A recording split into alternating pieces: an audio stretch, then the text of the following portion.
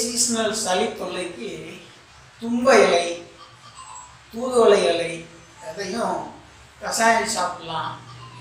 இல்லை அப்படின்னா வேடு பிடிக்கலாம், பிடிச்சாலும் நல்லா கேட்கும்.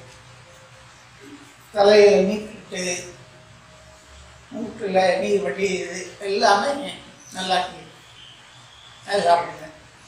இதெல்லாம் பக்கத்திலே கிடைக்கிற மூலிகைகள் சாப்பிடுங்க. ஆரோக்கியமாக இருங்க. நன்றி, வணக்கம்.